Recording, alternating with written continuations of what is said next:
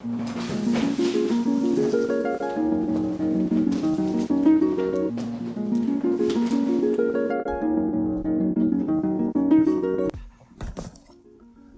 going on, guys? This is Matt, and one of my favorite types of videos to watch on YouTube is mass tech unboxings from people like TechSource, Hardware Unboxed, and Nerd on a Budget. So when I found out that I was going to have a bunch of packages coming in a short span of time, what I decided to do was use all of my willpower to not open them up when they came and wait for them all to come over the course of about 2 weeks and open them all up on camera.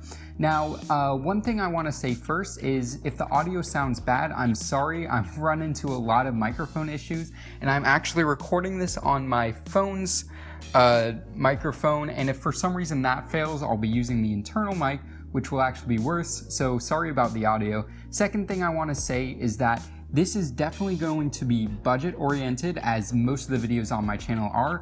I'm not going to be unboxing any GTX 1080 Ti's or Vega Frontier editions or anything. So just with all that out of the way, let's go ahead and unbox all of this stuff.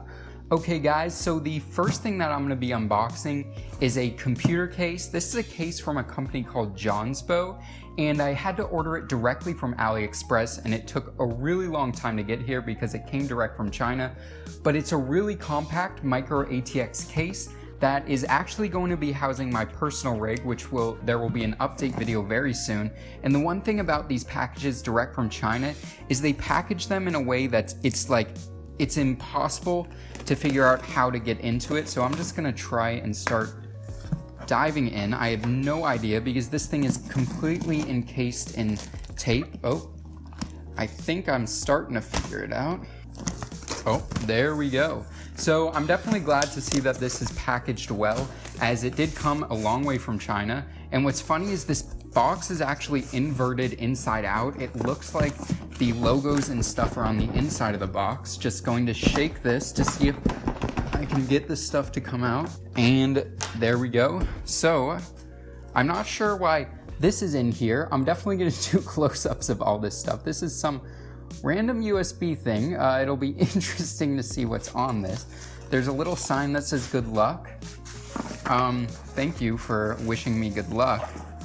Hopefully, the first thing I notice about this is really light. It's an aluminum case. Oh my gosh, this looks so good. I'm so excited to see this case because it's probably the most compact micro ATX case available that fits full height graphics cards. So I'm just gonna unwrap this and then talk about it a little bit more. Oh my gosh, here we go. Wow, this looks so nice. I'm very excited about this case. So, it's incredible how light this thing is because it's full aluminum. Oh my gosh. Hopefully they included feet in here because there were definitely feet in the picture. Oh, they're probably on the inside. So I'm definitely, like I said, gonna be doing B-roll of all this stuff, but as you can see, this is a anodized aluminum micro ATX case. There's 4 feet that aren't attached right now, but I'll attach them later. And as you can see, this thing's really compact. There's definitely a weird power supply layout, but I'll be showing that in future videos. And as you can see, there's gonna only be 3 expansion slots available, but this does fit a full-size micro ATX board. And this is under 12 liters, which a standard full tower case is something like 46 liters.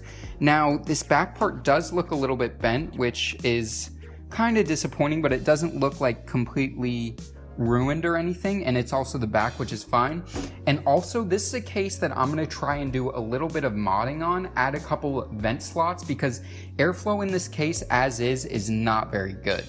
So yeah, that's the first package. Let's go ahead and move on to the second one. All right, so this next box is a piece of a build that I'll be doing very shortly. It's a follow-up build to same price point as something I did a little over a year ago. It's one of my more popular videos. So that'll give you some hints. I don't want to give it away completely, but this inside of here should be a GTX 660 that I got a very good deal on. I want to say it was just over $40 with shipping and everything. So I'm going to go ahead and open this up. Oh wow, of course the classy eBay packaging of Walmart and Target bags. And then inside we have a bubble wrapped something. And hopefully it's a GTX 660 because that's what I ordered. And thankfully they did ship it in an anti-static bag, which is kind of a no-brainer you would think, but there are actually times where I've received GPUs and other sensitive electronic components not in anti-static bags. So yeah, this is the GTX 660 Twin Frozer, which is one of the better designed GTX 660s that have come out. I was able to get this for only a little over $40. I'll have the eBay listing on screen right now so you guys can see it, which for this GPU is a pretty decent deal with this nice cooler, and it's an even more good deal when you take into account how crazy the GPU market is right now. And this is actually a card that I really like the look of, with this full metal shroud, no cheap plastic shroud. Now there isn't a backplate because 5 years ago when this came out, backplates weren't that much of a thing, but it does have what looks like to be a dark brown PCB. Now, this is gonna be great for light 1080p gaming, even stuff like GTA 5, The Witcher 3 should be able to run, most any game should be able to run on this GPU at some settings, 1080p. Alright guys, so the third package is right here. This is a package I got from Fry's. It was one of their daily promo deals on a Corsair small form factor power supply that's going to be going in the Johnsbow case that I had shown earlier. Now this is 450 watts, which may not sound like that much, but because I'm going to be pairing it with a stock speed R7 1700 and a relatively low power GPU, this is going to run basically silent the entire time because the fans don't even turn on until it's at 50% load. So yeah, this just says Corsair SF series power supply, and it's a certified refurbished unit that I got for, I want to say like 50 bucks, which is under half off for a power supply like this, and it's 80+ gold certified. It's fully modular, and once again, it is a SFX power supply. I mean, just look at this thing. It is very tiny. It feels very sturdy and well built, and hopefully it's not DOA or anything, but it does have at least a 1-year warranty, I want to say, and it's pretty amazing how small this is. This is the first SFX modular power supply I've ever held, and it's pretty crazy how much smaller it is than a standard power supply. And like I said, I'll do my best to put B-roll of it on the screen. And yeah, it's got all of the modular cables as well as the power supply cable. And that's that. Alright, so this next box is from Newegg.com. I actually believe I purchased this stuff from Newegg's eBay page. There was like a $15 off $70 or more on eBay deal going on. So I picked up two things I was interested in checking out.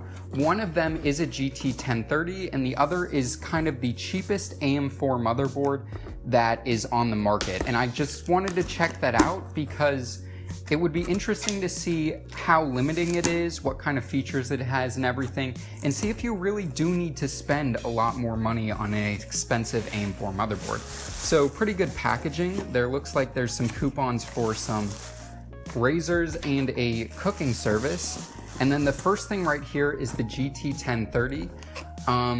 It's a pretty small box, but it's also a small GPU. I don't think I'll take this out of the bag right now, but as you can see, this is a low profile card. It is dual slot because I went with the fanless version, just because I thought it would be a little interesting to check out the fanless version versus the kind of small fan version that a lot of people have been showing off. But I'm going to be testing this as well as putting this in a build or two. So definitely stay tuned for that if you guys want to check it out.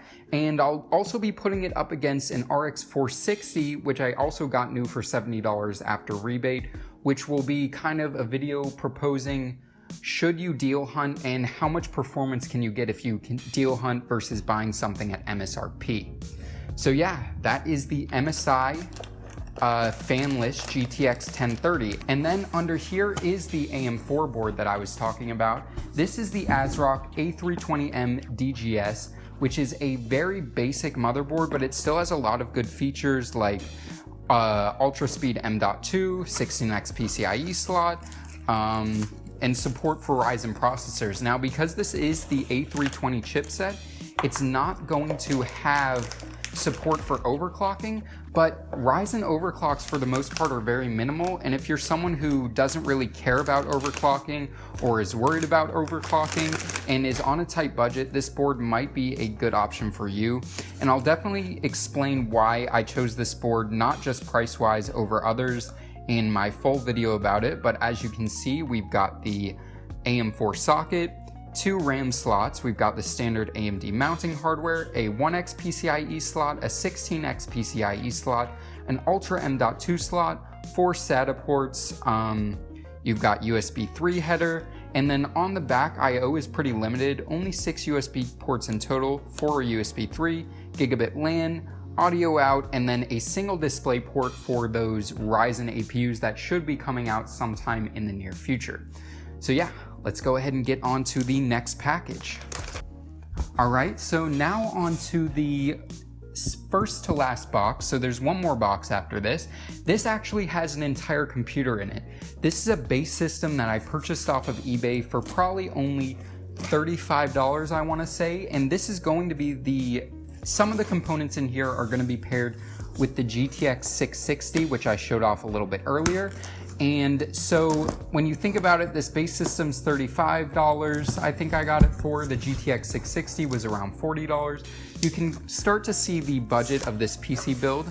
So this one looks like it has a lot of random packaging to go along with this eBay style. We've got bubble wrap, along with like some foam that you'd see on bedding. But hey, if it protects the computer, I'm happy with that. So here's the computer itself.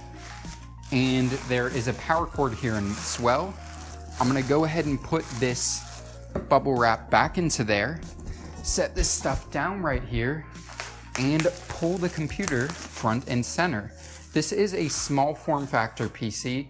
I wanna say it's a Dell, and it's LGA 1155 based, of course, but it's not an i5 2400, it's actually an i3 2100, which is why I was able to get it for only 35 bucks. This is a Dell slimline unit. I don't know the exact model, but what it has is, let's go ahead and open up this side panel, if it'll actually open. Oh, they taped it shut too, which is nice. So this looks like what it has in it is pretty dusty. It's fine, whatever, I'll dust it out. But the motherboard size looks to be pretty standard ATX, a little bit extended this way, but I think this should be able to fit in a standard micro ATX or ATX, why can't I think right now? Micro ATX or ATX PC case. But yeah, this looks pretty compact. I may even throw the GT 1030 in here to see how it performs and see if adding a fanless GT 1030 in a system like this would be fine, because it is low profile. This does have 2 slots, which will allow for it to fit. So if you guys want to see that, let me know in the comments section down below. There's cats crawling all around me. And yeah, I'll definitely be showing B-roll and everything of this, but I will be taking parts from this, putting it with the GTX 660 into a gaming PC. That's definitely happening, but if you want to see it with the 1030, let me know in the comments section down below. So yeah, time to move on to the final package.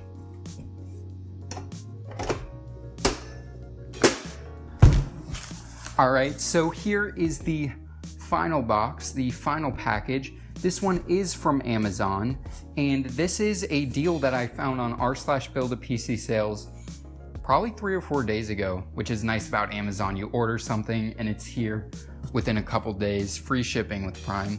And this is a case that costs only $17. It's a micro ATX Rosewell case. It's one of the more basic and boring cases I've seen, but $17 is about as cheap as I've seen for a case. I have seen cases go down to like $13-ish. I got a Cougar Spike Mini Tower on liquidation, and there was the Zalman T3 that went down that low a few months ago. But when I saw this deal, I knew I had to snag it for a build, and let's go ahead and open it up. And what do you know, there's a box within the box. What we have here is the case box itself. It's just the Rosewell FBM01 case, and I'm gonna go ahead and open it up. and pull it out. So yeah, like I said before, this is a very basic micro ATX case. It doesn't look super special or anything, but for $17, you can't really go wrong. Take the box off. Take these off. It's super, there's a lot of silver on here, silver steel, which is not usually indicative of quality, but let's go ahead and set the packaging off to the side and do the grand reveal.